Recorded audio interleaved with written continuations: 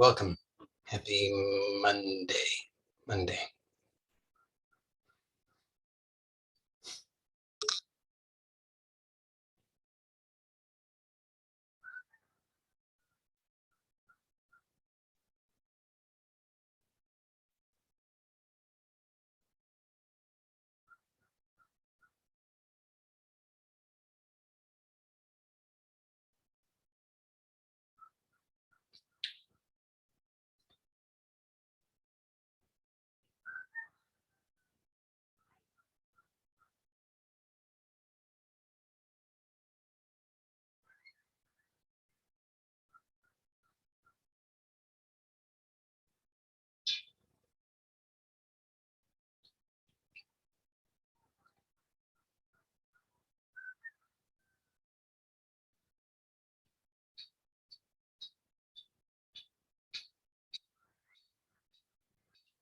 So this meeting is titled Relax into Health, Wealth, and Happiness. And so the question, maybe I'll ask the question, what on earth does that mean? And who is relaxing? And so I've said this previously, and I'll say it again today because it's true that this is not a passive process. It's a very active process. So it involves you being an active participant. If you, so, this idea of relaxation or relaxing, we confuse that with something that it's not. So we confuse that with a kind of passivity. But if you notice actually what happens if you're passive, well, just observe in your own experience right now. So you can notice what it is to be passive.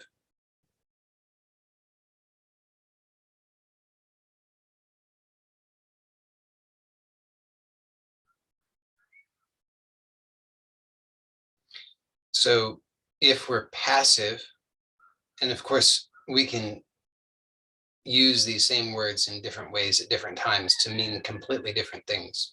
So don't get hung up on the words. But in this instance, when I'm referring to passivity, what I'm talking about is this, what we normally think of as relaxation. It's a kind of unconsciousness. So it's that, oh, everything is just too difficult, too overwhelming, too painful. So I'll just zone out. That's relaxation. That's what we think. But notice what happens when you do that, which happens often. Then when, again, you come to, let's say, has that difficulty, distress, pain, discomfort, suffering, has it gone away or does it come back? And of course it comes back. So that kind of passivity or that kind of relaxation is not at all what I'm suggesting here. What I'm suggesting is an active relaxation. So how on earth could we actively relax? Do we try to force relaxation? No. So the active relaxation means that you are present and attentive in a very particular way so that you can be aware of what it is that's happening. So I think this was in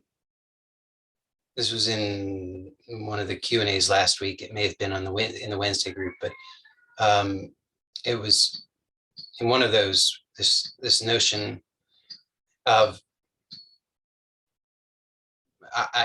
this notion of possession came up. And so if you look carefully at your experience, you'll see that you're often possessed sounds scary. Maybe it should sound scary, but it doesn't necessarily mean that there's some kind of external entity. You could understand it that way, but that's not necessary that you understand it that way. Rather just to see that there's something that happens that's not volitional. It's not something you're choosing. In fact, it's something that seems to be quite the opposite of what you would choose if you were choosing. But in those cases, what happens? We all do it. We throw our hands up in the air metaphorically and we say, I don't know what is happening. I don't know what to do. How do I fix this? So we're perceiving ourselves to be victimized, and we are being victimized, but not in the way that we understand it. Rather, we're being victimized because of this passivity that I'm referring to. So when we're not actively relaxing, what happens is that we are possessed by virtue of the fact that we've given permission to be possessed by the status quo, by whatever the habit is, whatever pre-existing condition is there, or by whatever the condition of the environment is. So, the collective unconscious. If there's a collective unconscious anxiety, then we're possessed by that because we're not actively relaxing. So begs the question, well, who really am I in this equation? And if you look carefully, you'll see that you just look at your own experience. So well, let's take it step by step. So look to your own experience right now, and notice how even in the last several minutes, there have been moments of what I'm referring to as this passivity, where there's a kind of possession, where you're just sort of zone out and you don't know what's happened. Something happens. And then there's a kind of coming to, and you reflect, I don't know what just happened. Or you say, oh, I know now whatever's happening I don't like, or whatever's happening I do like, could be. But you become aware of that after the fact. But you don't know what happened because you don't seem to have been present. So that's just step one, is just to notice that happens. Okay, so then we're looking at what are the mechanics, what's actually happening here. So there's if you can look, where is it, whatever's happening, where does that come from? How does that come about? And you can see that it came about not by your volition. It came about, at least not presently. You didn't presently choose it. Rather, it just occurred, and it occurred because either it was your pre-existing conditioning, or because of some environmental conditions. Now, this seems to be the way most people live their lives, right? And then we run about, we say, well, what do I do? How to help me, fix me? How do I solve these problems? And all the while, what are we really doing is we're making things worse. If you look at your own attempts to solve the problems, all they've done is make it worse. So what clearly is needed, the actual remedy, is what I'm calling relaxation, but it's active relaxation.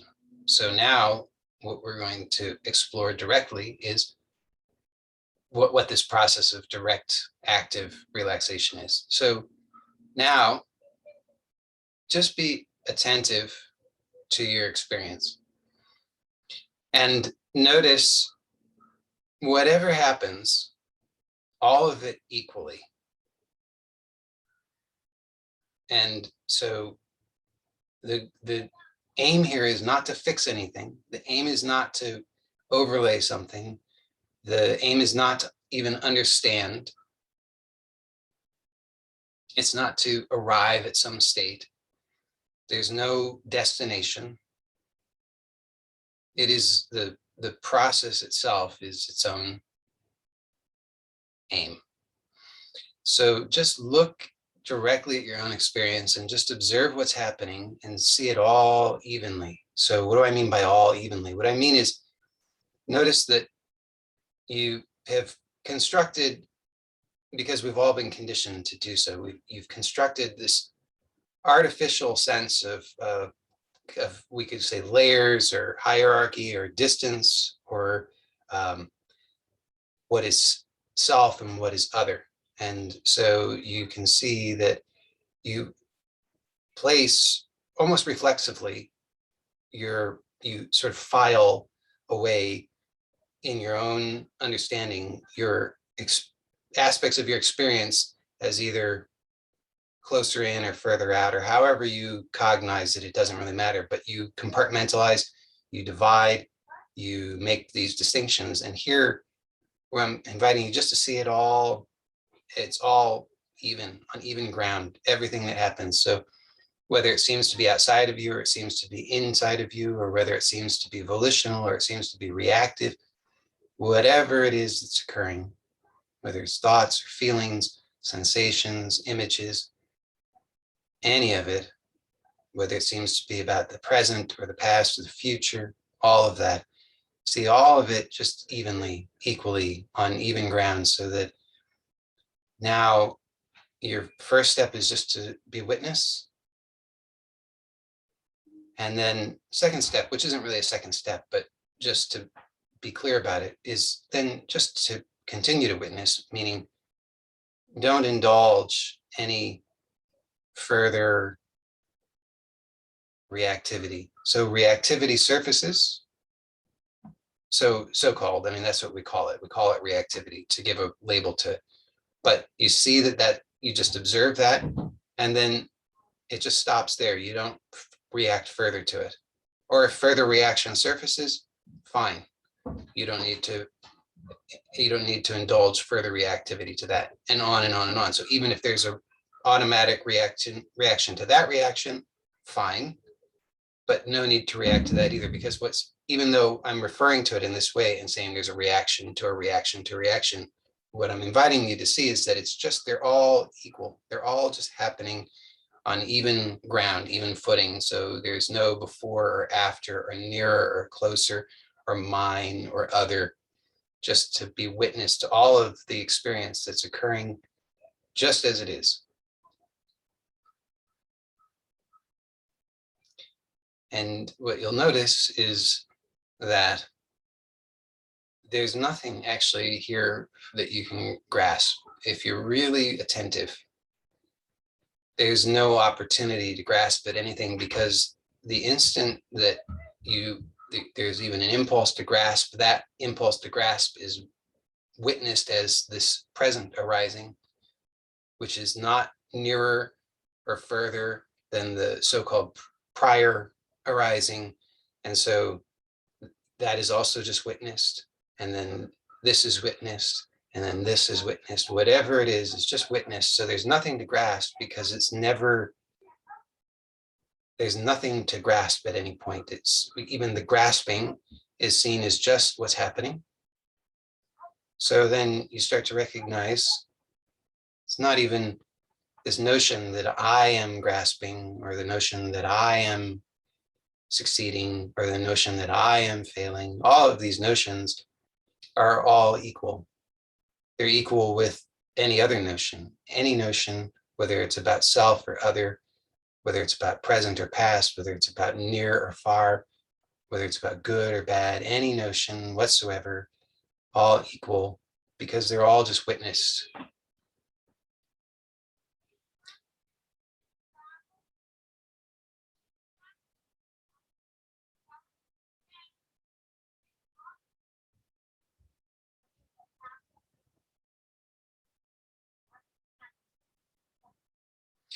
So then you can notice whatever happens, even if there's an attempt to understand, that's fine. That attempt to understand is allowed, that's seen. Then if there's a reaction, so-called reaction, that says, well, I shouldn't be trying to understand, that's also allowed, because that's just seen on equal footing with the attempt to understand. Just happening, just happening. This is happening, now this is happening, now this is happening, now this is happening.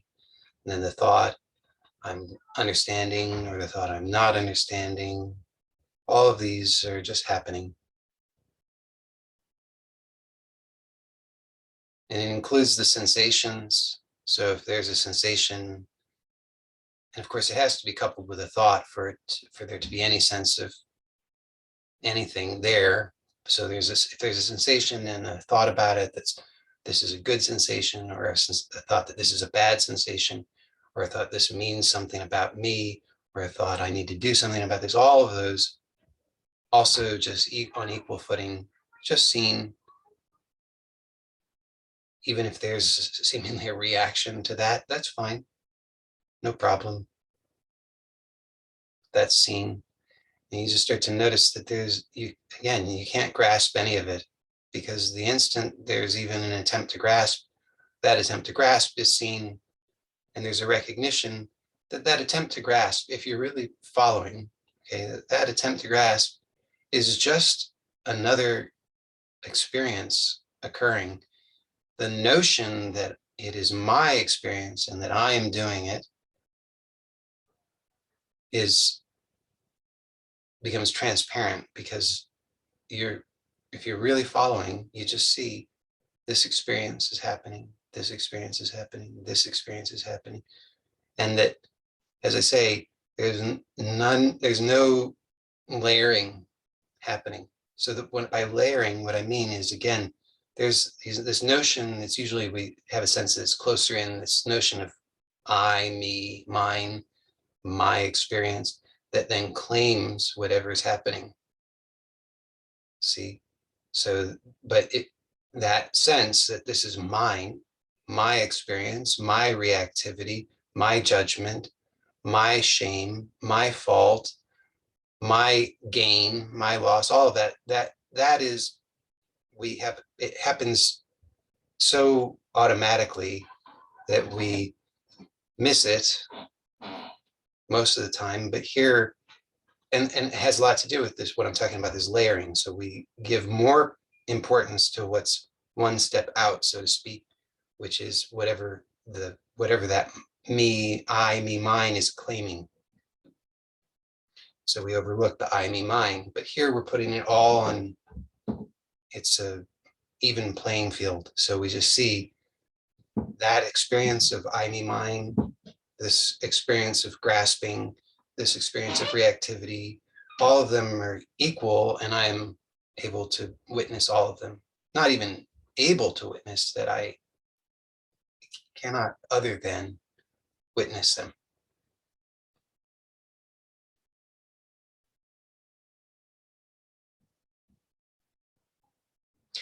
So what on earth does this have to do with relaxation?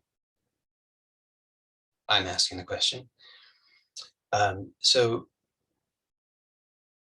take a look, and maybe it's already clear to you. If it's already clear to you, that's wonderful. In which case, there's nothing more that's needed.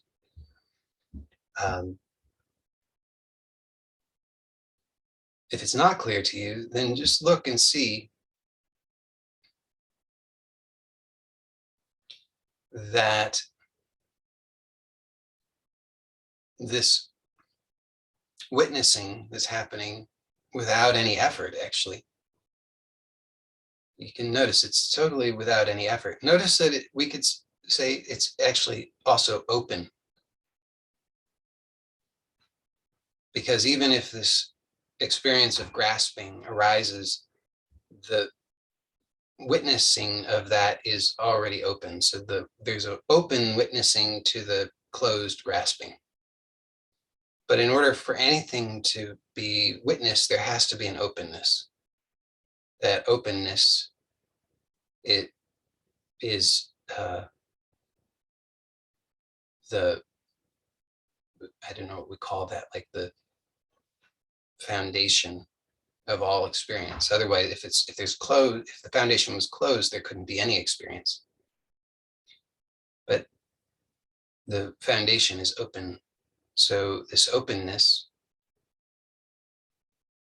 is totally natural to you, which becomes hopefully obvious when you see. So all of the experience is all on equal footing. So again, this I, me, mine is equal to the rest of it. So you don't insert that before, just keep that where it belongs, which is right alongside the rest of the experiences. That's also an experience of I, me, mine, my experience, my reaction, my grasping, my gain, my life, my volition, my will, my perception.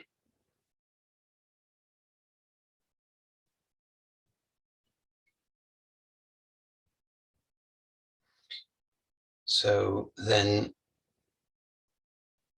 this here, what we're discovering, hopefully, is that this relaxation is not we don't, I maybe spoke in a slightly deceiving way. I said it's active relaxation, but the relaxation itself, so there's an active quality. That active quality is the kind of attention. But the relaxation itself is not something we actively do. Rather, the relaxation is revealed through this active quality. So we're just observing and noticing that whatever happens in this openness.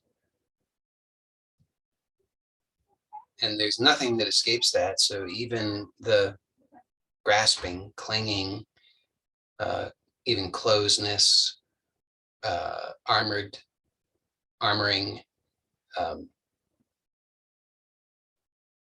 anxiety, panic, all these things, you can notice they're also happening in this openness. So there's nothing that escapes the openness. And this openness is already, we could call it pure relaxation. Now this is in some sense contrary to what we normally think of as relaxation, which I've already touched upon in one sense, but in another sense, we can look at how it's contrary to what we normally think of as relaxation, because not only is it arrived at in this active manner rather than a passive manner, which is the first way that I've described how it's quite the opposite of what we think of as relaxation, but also notice that what we normally think of as relaxation, what we're normally taught of as relaxation, is that how do you relax? Well, you're told go to your happy place, right? You're supposed to imagine that you're on some sort of secluded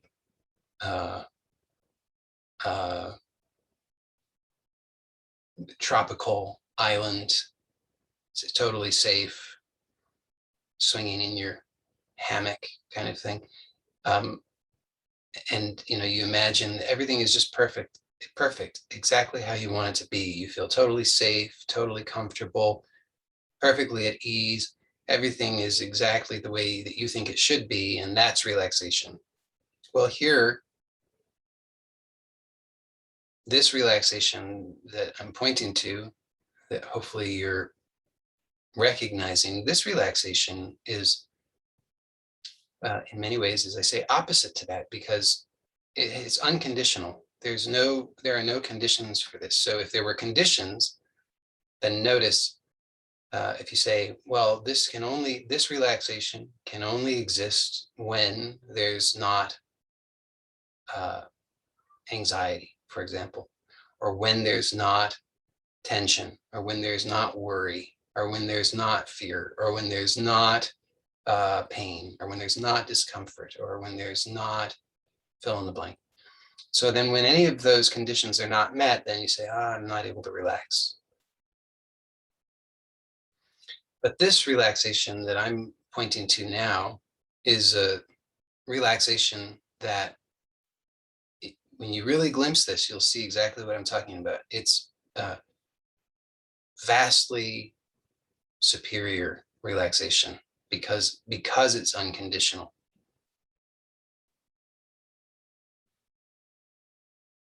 See, that other kind of relaxation, so-called conditional relaxation, is extraordinarily fragile. Notice this is relax into health, wealth, and happiness. So notice that's what we want, right? I mean, that's why you're here, whether you knew that or not. But that, relax into health, wealth, and happiness. Who doesn't want that? The lazy person's way to success in all domains of life. Well, but see, that was, you got suckered a little bit, because it's not the lazy person's way. This is the non-lazy person's way. See, the other way is the lazy person's way. As lazy sometimes, then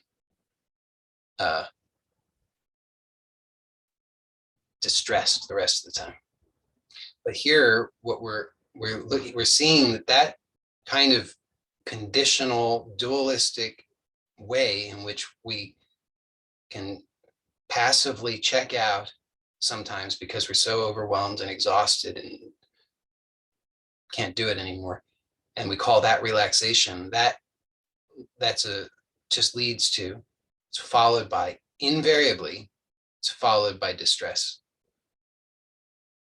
And they're flip sides of the same coin. You can't have one without the other. There's no way to have one without the other. It's an absolute impossibility. No way, Jose. So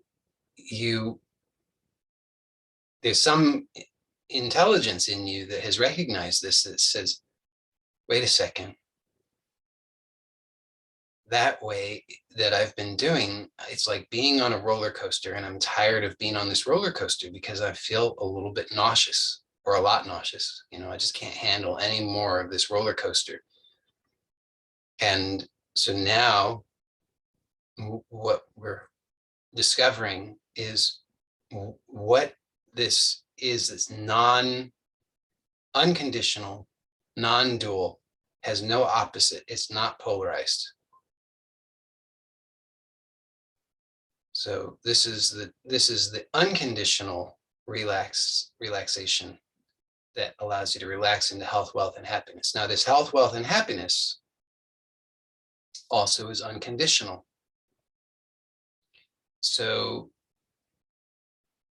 here we can't be judging the success based on the conditions.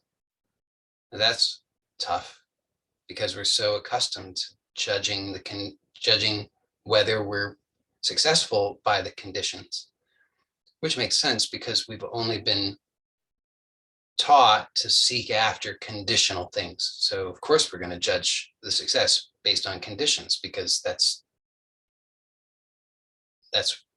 makes sense in that way. But because you're tired of that up and down, up and down, up and down, up and down,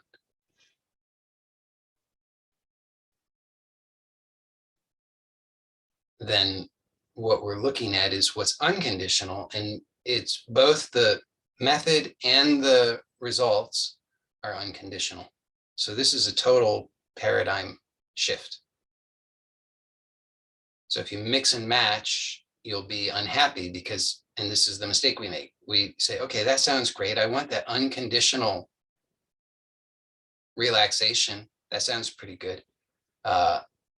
I'm even on board theoretically for the unconditional health, wealth, and happiness. But then when the rubber meets the road, so to speak, and the conditions are what we've habitually judged as bad, well, then we're not so sure.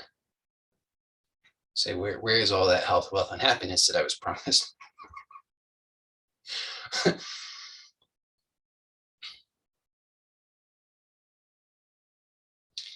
So let's just, again, bring it back to basics. So just look at your own experience right now. That's all. And just notice what's happening.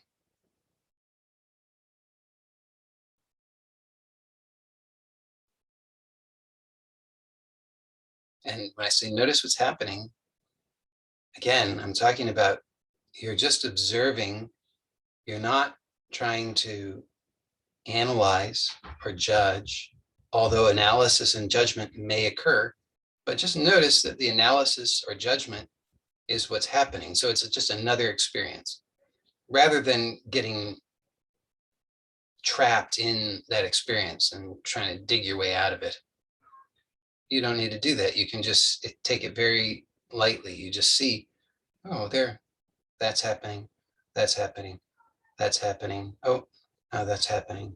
And you don't, as I said before, you don't even have, there's not even enough time. If you're really following the instruction, there's not even enough time for you to get caught up in any of it, because the instant that the impulse to get caught up in it arises, that is now what you're aware of. You see the difference.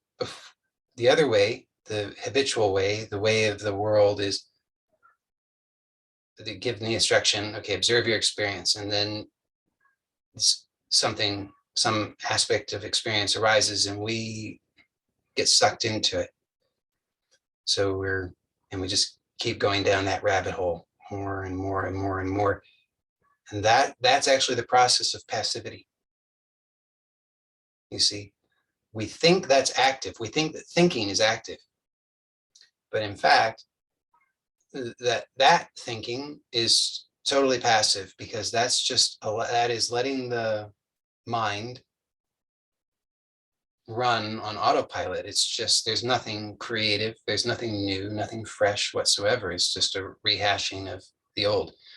So that's the passivity that I'm talking about. That's not a good thing, not a helpful thing, not useful in our interest in what is unconditional. So the remedy to that is just to notice that's what's happening. There it is. There's the judgment. There's the thinking about it. There's the claiming it is mine. There's the analysis of it. There's the rabbit hole. There's the experience of going down the rabbit hole. And see, this all on even ground. So the really good news is at every point this is available. Because there's a trap that can happen where you say, oh, but I'm already doing it. Oh, it's just now I can't believe that I've been doing it. Oh, I've gone down that rabbit hole. How long have I been going down that rabbit hole? Oh no, how do I get out of the rabbit hole? I don't see any way out. That whole trap. But in fact, you see how simple this is. It's just at any point, just like that, you just automatically, this is effortless. You're just already doing it. You just now consciously, actively recognize that you're doing it. When I say what you're doing in this case is simply being aware, just the witnessing that's already happening. So you don't have to fix anything. You just recognize that it's already happening. Oh, I'm already aware. And then what happens is then there's the experiences. Oh, now the experience is that I'm aware that I'm aware.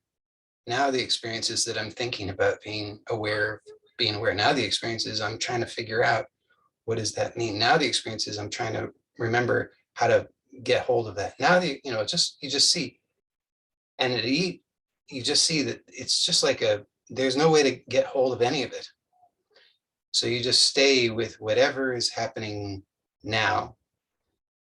And by that, there's nothing for you to get hold of, because what's happening now is not something that can be had by the time that you think you can get it, that's gone. And what's happening is this present experience of thinking that you can get it. And by the time that you think you can get it, that's gone.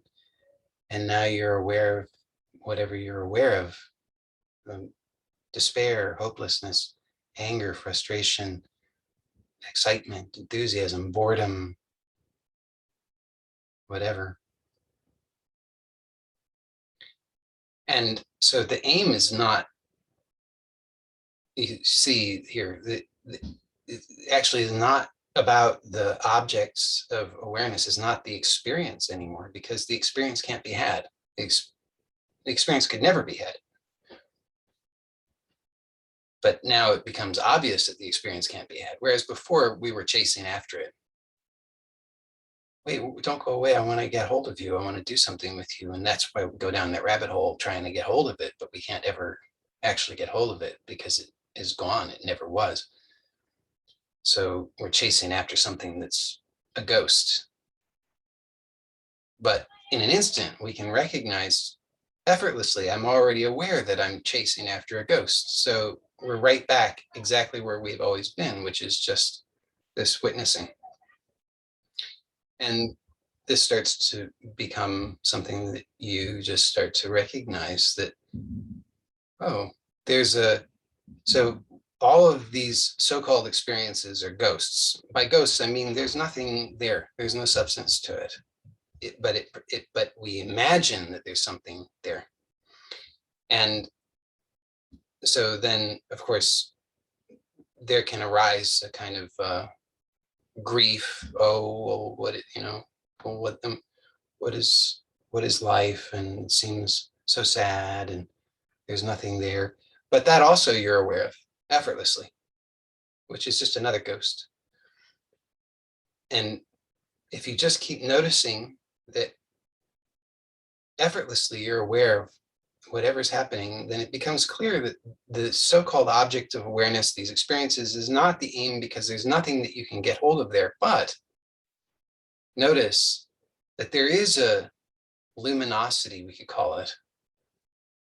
It's just to give it a word. We could call it whatever you want to call it. It's none of those things, so don't get hung up on the words. But there's a quality of aliveness, we could say. And so you could use this metaphor. It's a tired metaphor, but I'll use it anyway, of the movie projector. And so there's if we're mesmerized by what's being projected, all of those frames being projected onto that screen in quick succession, then we overlook that all of that is has no life of its own. Okay, what's being projected on the screen has no life of its own, but it gains a sense of aliveness that's we could say loaned to it, although it's never really loaned because it's never given away, but we'll just say it gains a sense of aliveness by virtue of the fact that it's being projected by a light. Right? You can just consider that metaphor that there's a movie that's being projected. So the projector, there's a light that is essential that illumines these frames, that gives this sense of aliveness to what's projected. The projection has no independent life. And this is why, if we're grieving for something lost, we're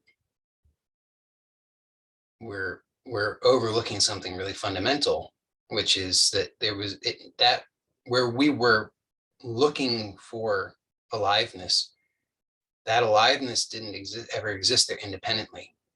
But that doesn't mean that when we see that the aliveness doesn't exist there independently, meaning out there, so-called in the experiences, that doesn't mean that there's no aliveness. It just means that we were looking in the wrong place. We were overlooking the source of that aliveness, the aliveness itself, that luminosity is inherent in all experience, but that the but the it does not, the luminosity itself doesn't depend upon the experience. It's just that you can't have any experience without the luminosity. Like you can't have a movie without any light. It wouldn't work. But light doesn't depend upon a movie. So again, just notice your own experience just as it's occurring, and just notice that any attempt to get it, figure it out, understand it, anything whatsoever, it's all just what's happening, and you're effortlessly aware of that. And then notice that this uh, witnessing, this awareness, whatever we want to call it, notice again that it open, just to give a word to it.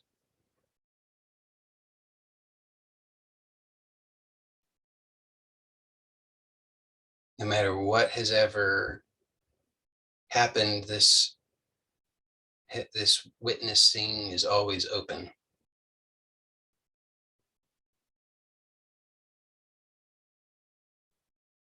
And then notice that this is true unconditional relaxation. Why? Because there's no possibility of anything other than openness. There's no possibility of destruction. There's no possibility of gain or loss. There's nothing even that can be done. You can't open it or close it. It's just open.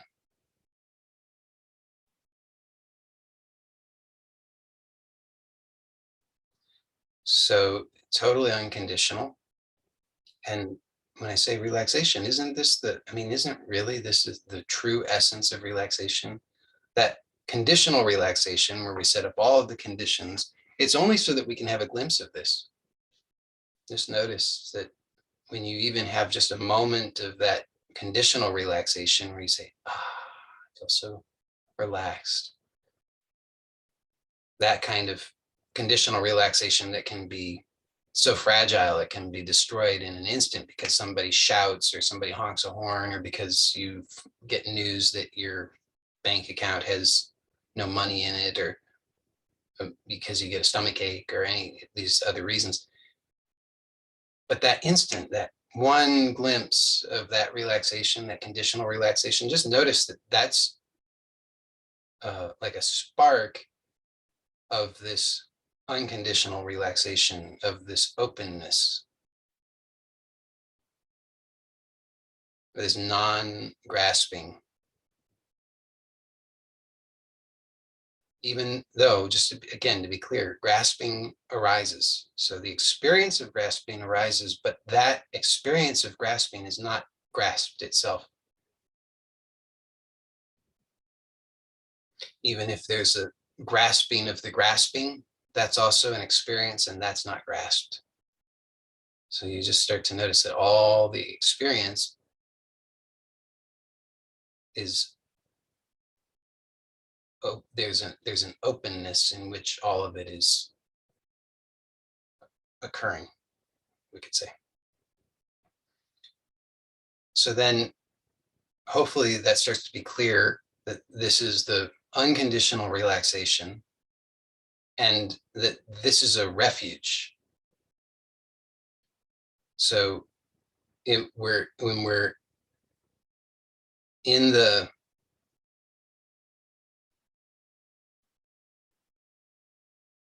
battlegrounds of our conditional life, grasping, clinging to relative glimpses of conditional relaxation, we find no real peace. We find only suffering and misery. And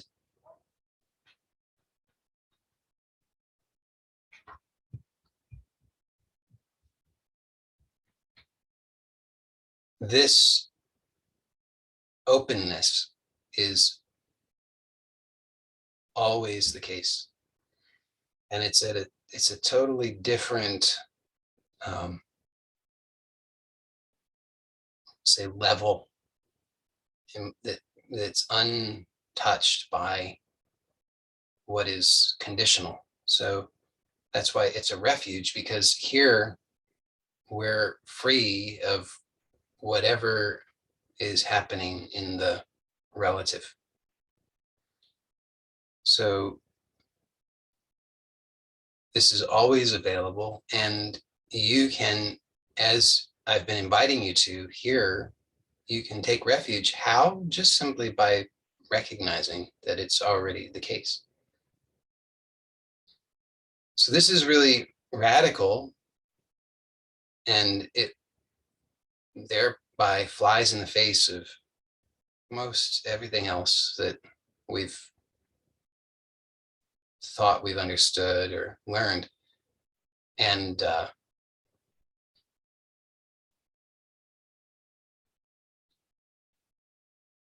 so it can be sometimes a little bit challenging to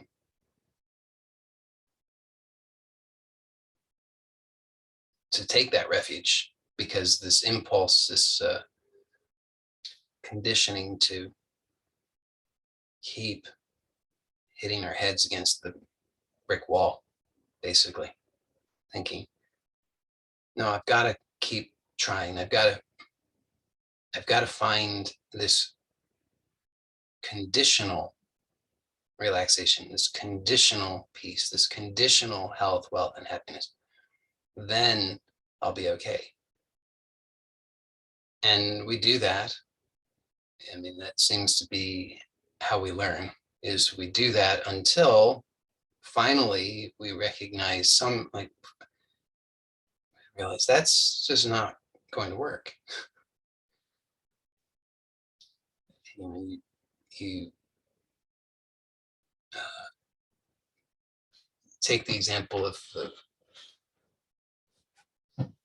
Prince Siddhartha, the prince who became the Buddha, and he was sheltered so that he was never witness to old age, sickness, or death. And so he was allowed to believe that he was just going to continue to acquire success and achievement, and there's a sort of progressive relative path to attaining some kind of fulfillment in life relatively. And then one day he encountered old age, sickness, and death, and all of that fantasy shattered, and he realized everything that I have put all of my hopes and dreams in is a lie. And we think, oh, that's terrible. Maybe not when we're here, not in the context of the story of Siddhartha, because we know what the outcome is, but in our day-to-day lives, we think, oh, this is terrible. Somebody's had some hardship, somebody's had some trauma, somebody's experienced some loss, somebody's died, somebody's this, that, and the other. And yes, relatively, of course. And this is not to say that we have to abandon the important point. We don't have to abandon anything other than just one thing. But we don't have to abandon any of the things that we think we have to abandon.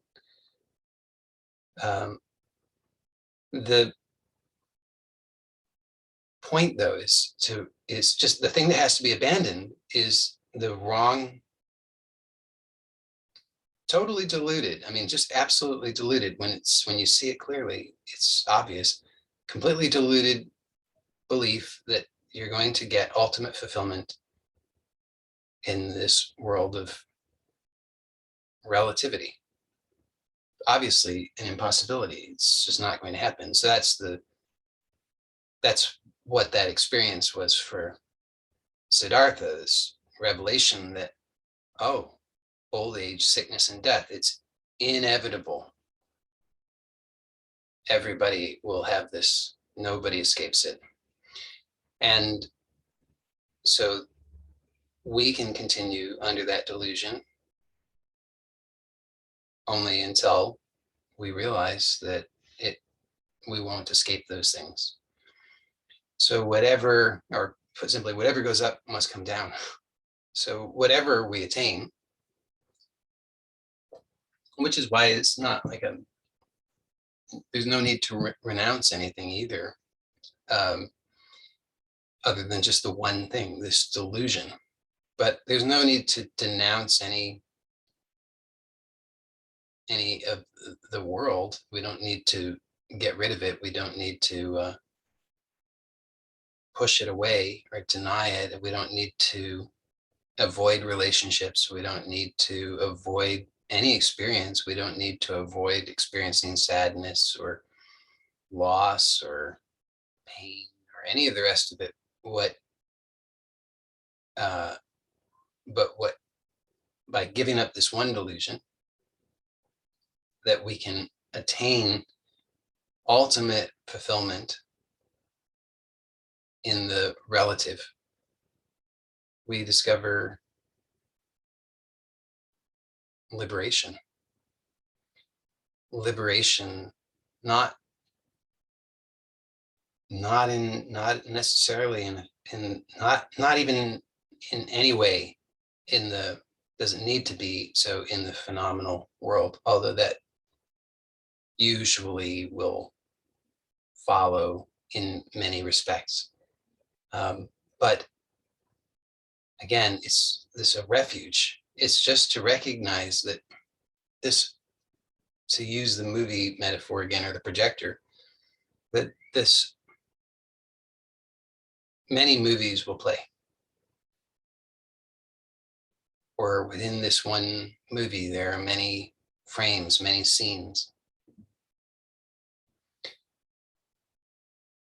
But none of that is forever. None of that is really graspable. Can't do anything with any of that that will be fulfilling. So then to notice that there is a refuge, that refuge is actually our true home. It's where we really are. It's who we really are. And it is that luminosity, that openness, that is the unconditional relaxation. So just look again to your own experience and just notice whatever you think you're supposed to do, supposed to gain, supposed to achieve, whatever you think you are supposed to get out of this meeting, whatever you think your experience should be, whatever you think you're working toward, all of that, notice that it's simply yet another ungraspable appearance. And that really, truly, without making any effort, without trying to bring about another experience, just notice that regardless of the experience, you already are this openness. So then, whatever happens, you can just notice that you are this openness, you are this unconditional relaxation, that which is simply aware without, and aware of all of it on an even playing field. So there's no need to get rid of anything. You don't need to get rid of your sense of self or your ego or any of these things. You don't need to change anything. You don't need to fix anything. Rather, you can just notice it all. Just see that it's all on an even playing field. So that all of the ways in which the character plays out, all of the self-improvement and all of the rest of it is totally fine. It's not there's no actual conflict here. This is not, there's no problem. All of that is totally allowed. Just see that there's inescapably, there's always this luminosity, this openness that is the foundation that precedes all the rest of it, and that none of the rest of it has any independent reality. This character who you think of yourself as being, that character doesn't exist independently of this openness or this luminosity. If this openness was not, which is an impossibility, but if it was not, what could there be? Nothing. So that's, it really, again, it's really a radical discovery. And what's another important point about this is that it, you notice again, just to bring it back to how kind of where we started, that it's an active relaxation. So we're often in the habit of looking for something, we want to set it and forget it.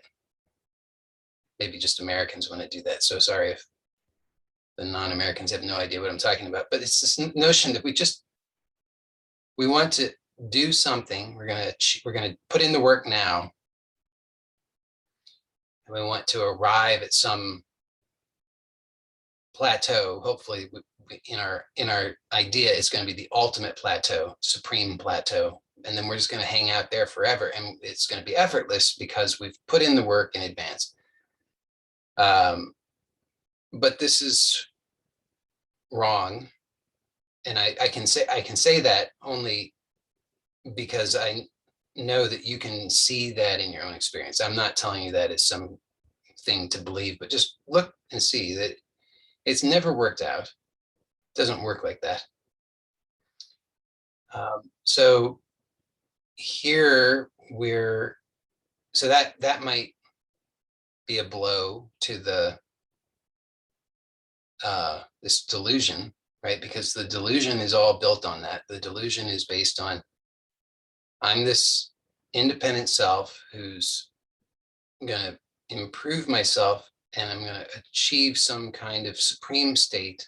I'm going to just hang out there, and all will be well. And it will, it might be a bit of a struggle, but it will be worth it, because once I get there, then I can have this sense of satisfaction. It's a little bit like gloating, but kind of satisfaction. But see that it's never worked out like that. That's just a complete fallacy. So here, it's important again that just to point out that notion is based upon this wrong idea. It's a dualistic idea, which is clearly therefore polarized, which means there's going to, what goes up must come down.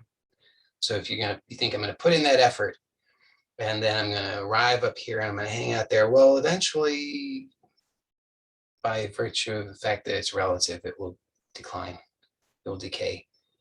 And then you'll be unhappy again. And by the way, you'll have been unhappy the whole time, because underlying it will have been the anxiety that I'll lose it. And how do I work hard to maintain it? So you'll never actually have enjoyed it. So this active relaxation to that delusional sense seems offensive, perhaps, because that from that delusional sense, we just want something passive. But I'm pointing out that kind of passivity is antithetical to your true nature. Your true nature is has an active quality to it. You just notice, and you'll see that you are aware, open. And these are just words, so don't get hung up on them. You could argue with those words. You could argue with any word that we could use. They're just pointing to something. But just notice there is a kind of active quality. You're not non-existent. So to be, because, and I'm not arguing that you exist, or that, I'm not going to say you exist, because that's a mess to try and argue that, but I'll definitely say you don't not exist. And so by virtue of the fact that you don't not exist, there's some kind of quality of, we could say, it's not, it's in, so I'm using the word active here. So it's inherent, is my point. And this relaxation is also inherent. This active relaxation is inherent. So it's not effortful. It's not something you have to do. It's not something you have to work for. It's just to be true to your true nature. And then continue to take refuge. And by continuing to take refuge, it just means same thing. I'm just using different words to point out the same thing. It's to continue to be actively relaxing. And just to review briefly, and then we'll conclude the formal portion today. What that means is just to simply lightly attend without grasping to whatever is happening. And in that, just to notice that it's all equal on, meaning it's all on even footing, so that there's no before or after or greater or lesser or mine or not mine or any of the rest of that. It's just to see experience, experience, experience, experience, experience, experience, experience, and to see that it's all ungraspable.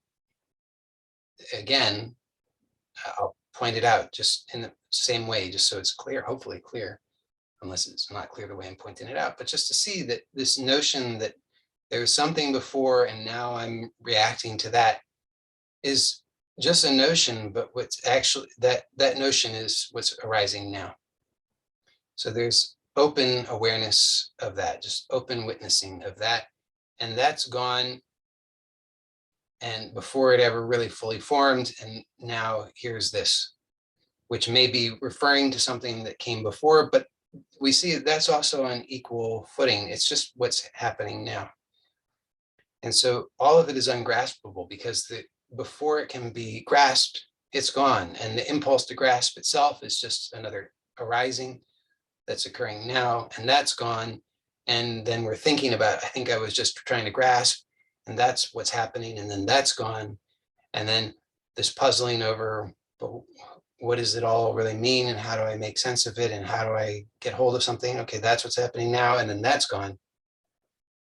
And you just notice in all of this, and I'm repeating myself, but just to make the point that it's not about, it can't be about the experience. It's not about the objects of awareness, because that's all ungraspable. It's nothing we can do with any of that.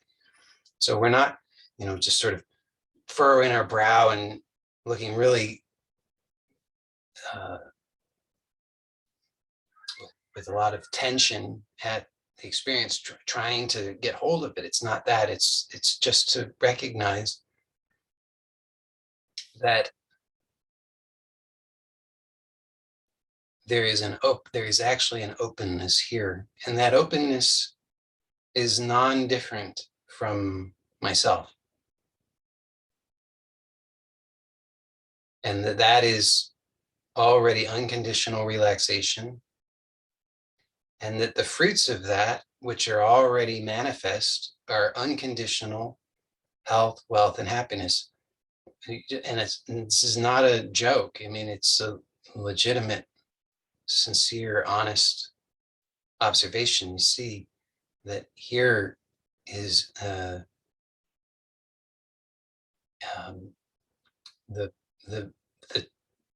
true